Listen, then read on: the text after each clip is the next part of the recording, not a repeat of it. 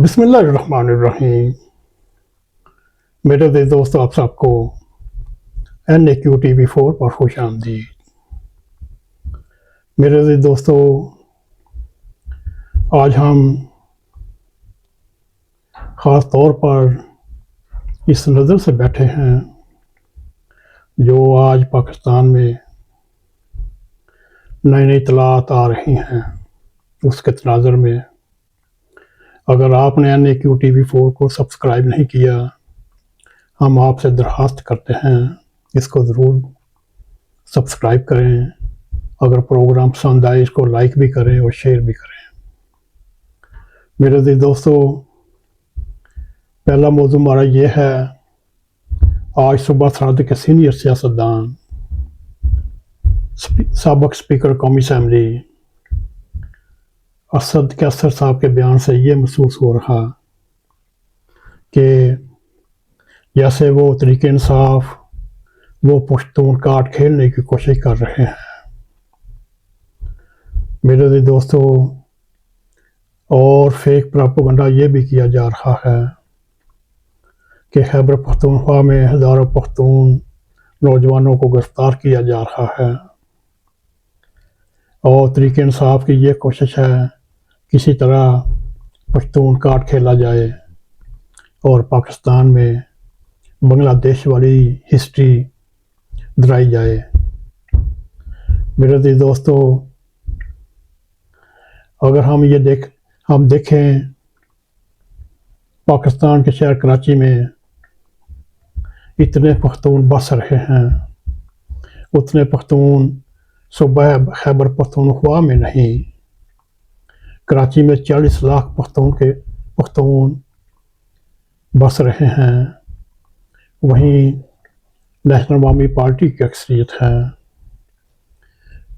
इतनी तमहीद बांधने के बाद मैं महमूद सईद साहब से ये पूछने की जसारत करूँगा, अगर तरीके इंसाफ पश्तून काट खेलने की तरफ आती है, इसके दूर दराज तक असरात सामने आएंगे। ये पाकिस्तान में वही हालात पैदा करने की कोशिश की जा रही है जो आज से 50 साल मशरक़ी पाकिस्तान में हालात पैदा किए जाए। क्या एक दूसरा शेख मुजीबुर रहमान पैदा किया जा रहा है या नहीं? जी महमूद साहब। जी, ये जिन हालात का जिक्र किया है इस हद तक मैंने भी सुना है। मैं तो ये नहीं कह सकता कौन सी जमात या क्या, लेकिन मैंने फर्दवाद की बातें सुनी है। उसने मरकज़ में ख़त भी लिखा कि जो पख्तूनख्वा के लोग आपने पकड़े हुए हैं, ये नहीं बताया कि हम लोग ले गए थे वहाँ हंगामा रही हुई या हम छोड़ के भाग आए थे, उनके हवाले कर रहे थे। उसके खिलाफ मतलब उन्होंने अपील किया, डरावा दिया कि हम पख्तूनख्वा कार्ड खेलेंगे। अब ये एक तो ये को पहला वाला डरावा उन्होंने नहीं दिया, उससे पहले भी जो जरदारी साहब हैं ये इनकी पार्टी ये भी यही करते रहे हैं। तो ये सारा वही अपना तसलसल है इन मुफाद पर सियासतदानों का कि अपने मकसद के लिए, कुर्सी के लिए किसी हद तक जाने में शर्म और आर महसूस नहीं करते।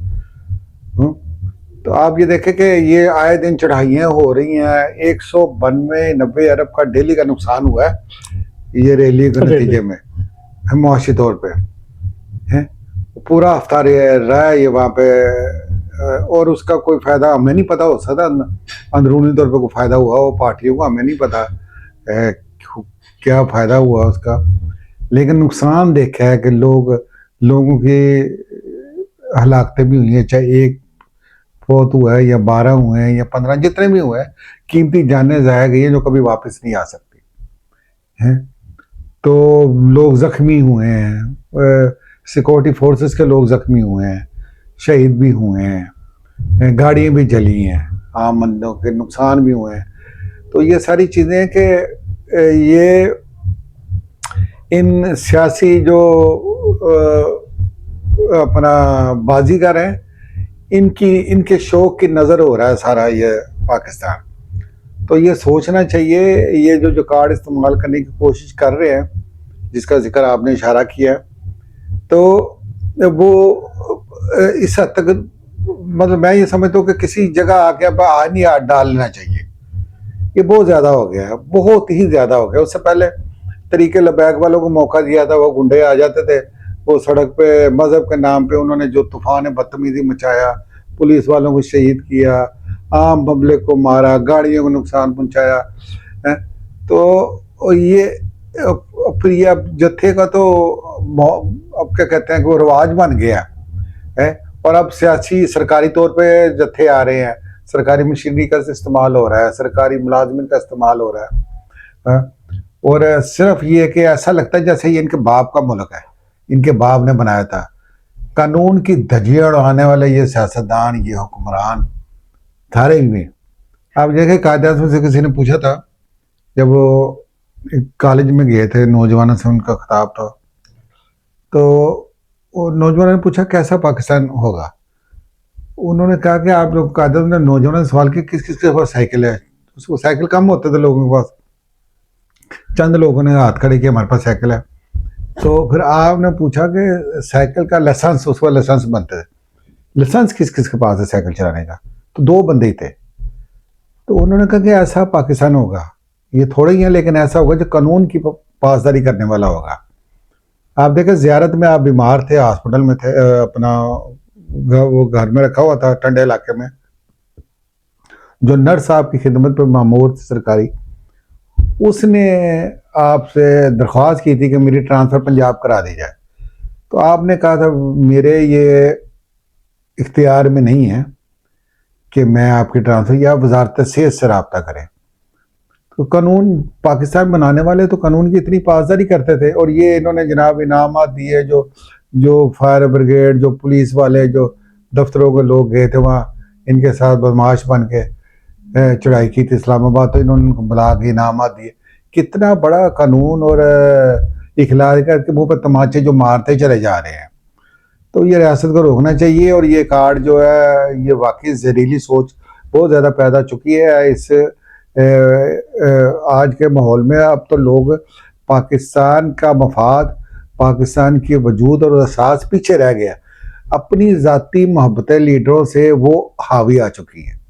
دنیا عالم میں اور خاص طور پاکستان میں یہ مہم چلائی جا رہی ہے کہ فوجی پروڈکٹ کا بائیکاٹ کیا جائے. اس میں امریکہ میں رہنے والے یوٹیوبر، یورپ میں، انگلینڈ میں، پاکستان میں پرنٹ میڈیا ہو چاہے وہ الیکٹرانک میڈیا ہو، وہ نہایت ہی بریک بینی کے ساتھ، نہایت ہی نفیس طریقے کے ساتھ پاک آرمی کے ساتھ، پاک فوج کے خلاف ایسا زہریلا پراپوگنڈا کر رہے ہیں. اور وہ فوج کی بنائی ہوئی پروڈکٹ کا بائیکاٹ کا پراپوگنڈا کر رہے ہیں پوری دنیا میں بھی، یوٹیوب پر بھی. آئیے ہم ایک جائزہ لیتے ہیں. سب سے بڑی پاک فوج کی پروڈکٹ عمران خان کی صورت میں ہمارے سامنے ہے. 2011 سے سیاہ پاشا نے اس پودے کی آبیاری کی اور اس کو کامیاب جلسہ لاہور میں کروایا. اس کے بعد جنرل ظہیر الاسلام ISI کے سربراہ نے 2014 کا اسلام آباد کا مشہور دھرنا آرگنائز کیا، اور اب تک جتنی اس کی پرورش کی، جتنا اس کو ترقی پہ عروج پر جنرل باجوہ، جنرل فیض لے کر آیا، یہ ان کا بیانیہ صحیح ہے. پاک فوج یا فوج کی پروڈکٹ کا بائیکاٹ کیا جائے، یہ اصل میں عمران خان کے بائیکاٹ کا بیانیہ درا رہے ہیں.